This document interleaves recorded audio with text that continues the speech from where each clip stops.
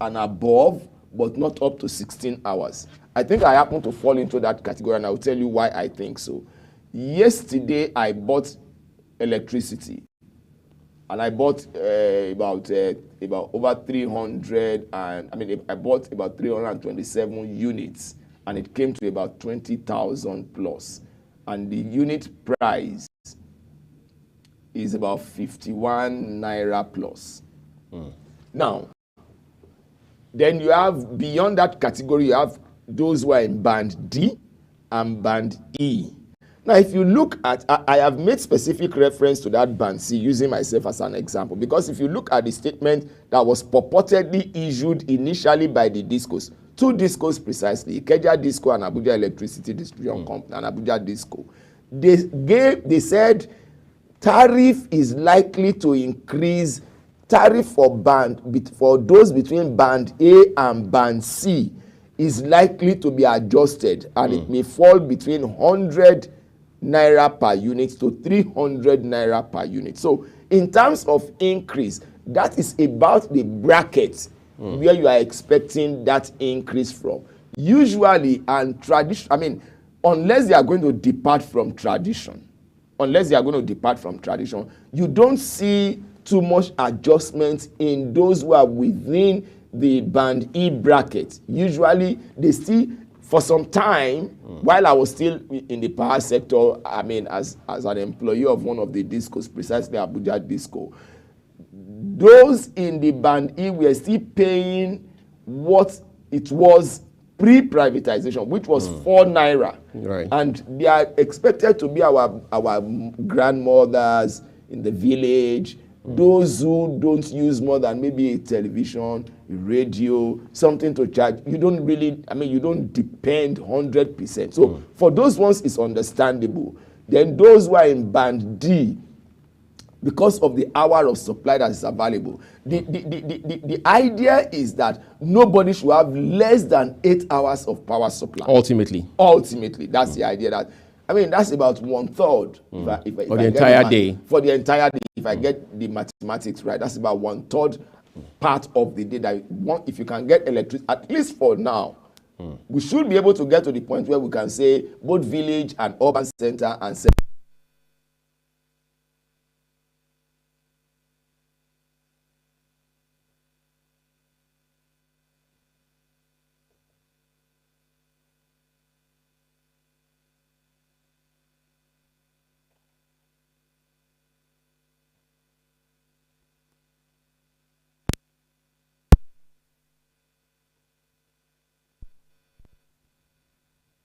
is based on the number of hours averagely supplied for that area.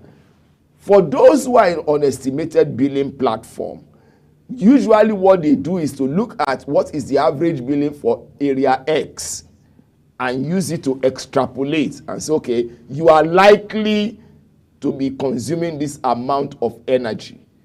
Estimation is usually based, it's not exact science.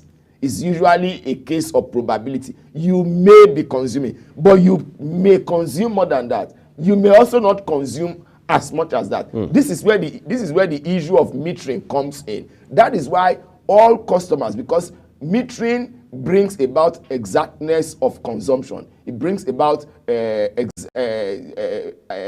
specific figure, because you can measure electricity, and whatever can be measured, you can calculate it. So where there is meter, the idea of estimated billing will not be there at all, and customers can pay exactly what they have consumed. You as a journalist, for instance, your profession does not give you that generosity of time.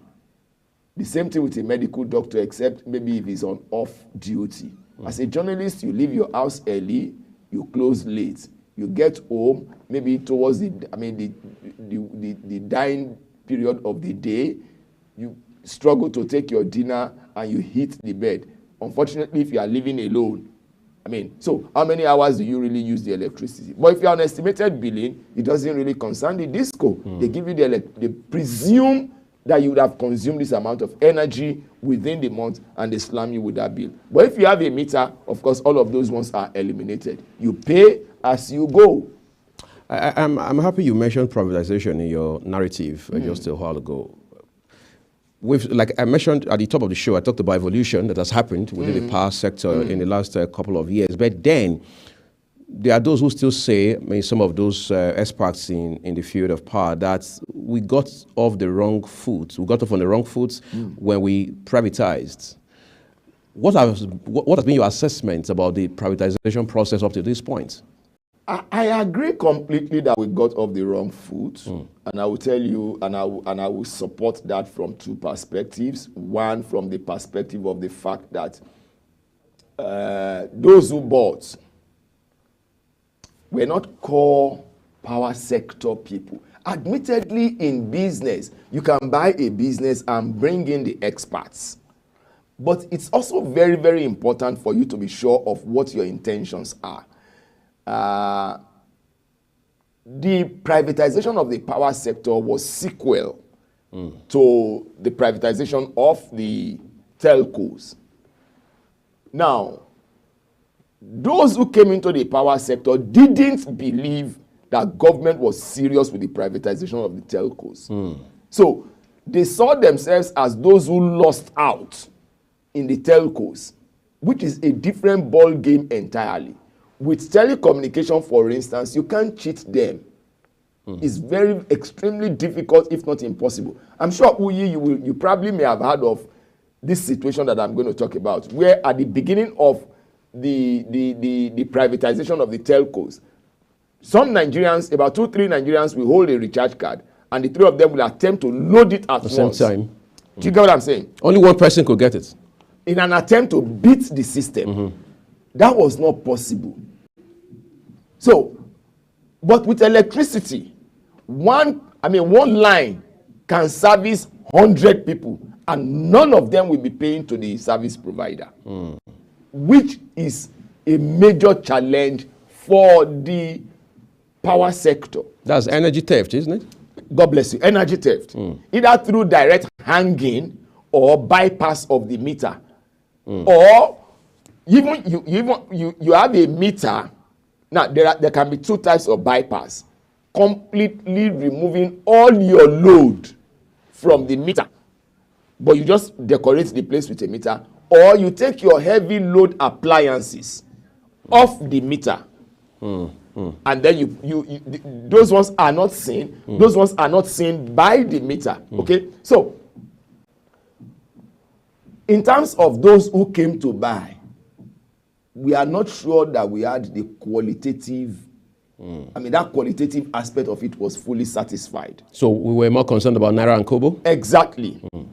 Then the second part of it is that even at that, you find out that the willingness to invest in the sector is the point I'm making now is a subset of the first one. The willingness to invest in the sector was not there. They just came, okay, look, there's money, because there's money in telco, there will be money in power, therefore let's make the money.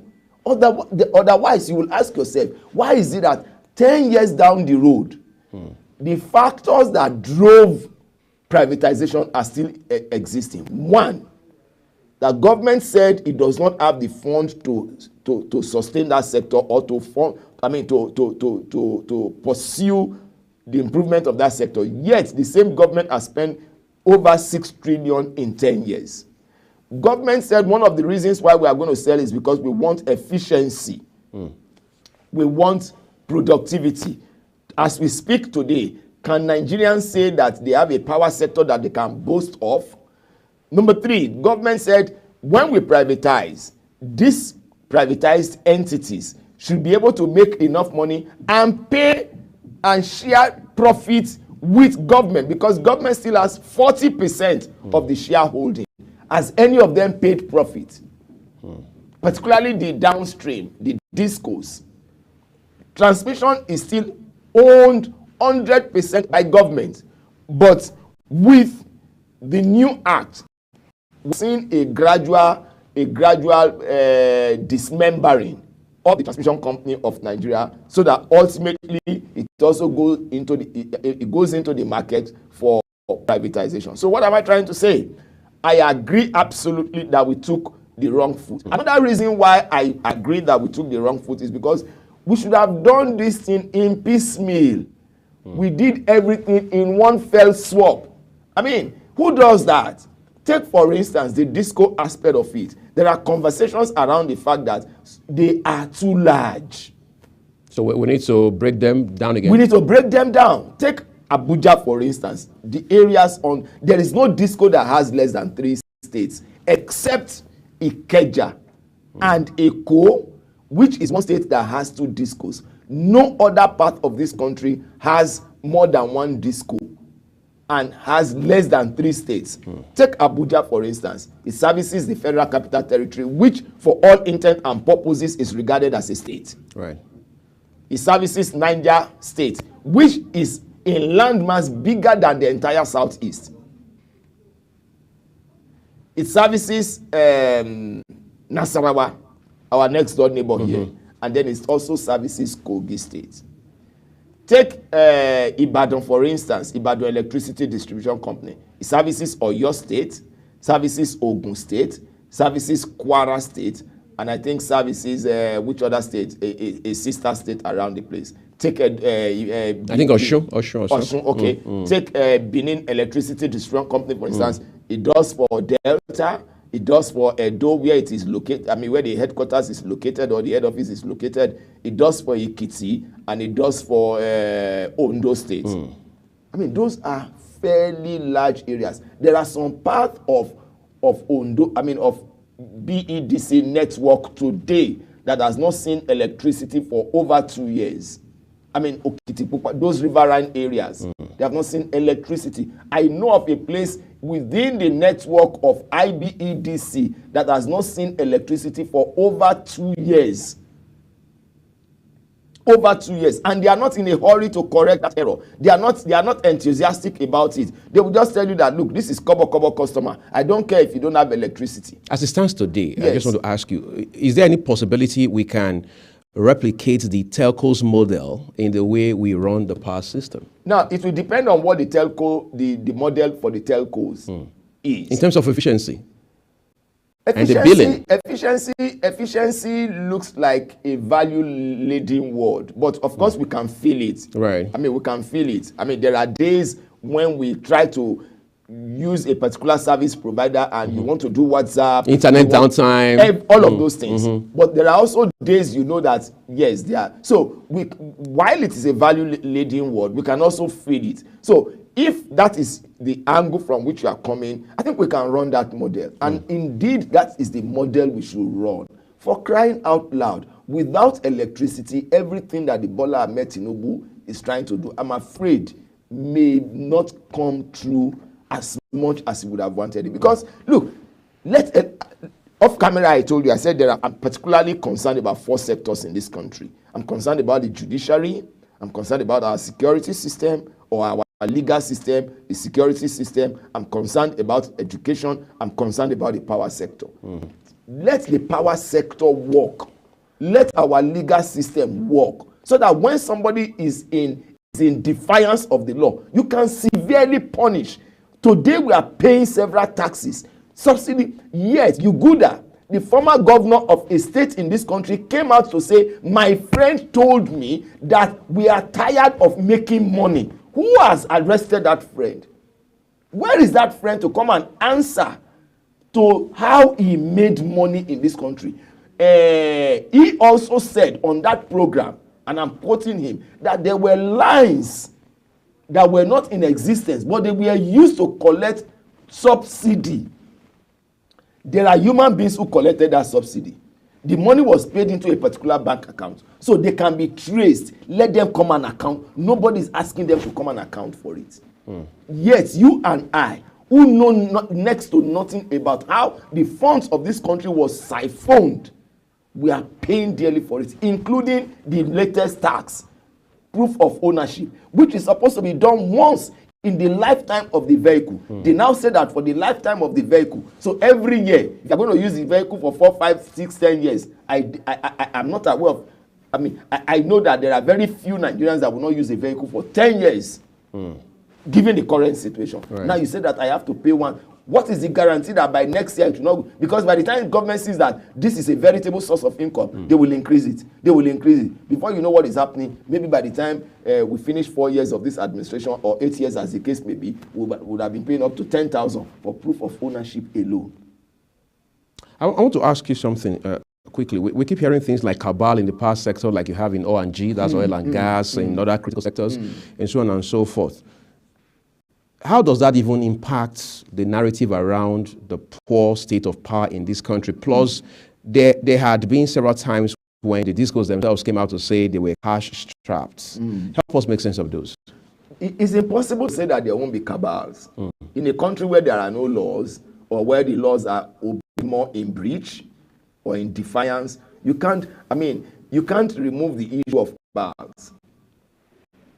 Because otherwise, why is it that we have so much inefficiency and the regulator is not able to look the service providers in the face and tell them that this is this, this is this, this is this? How many of the service providers has the regulator sanctioned?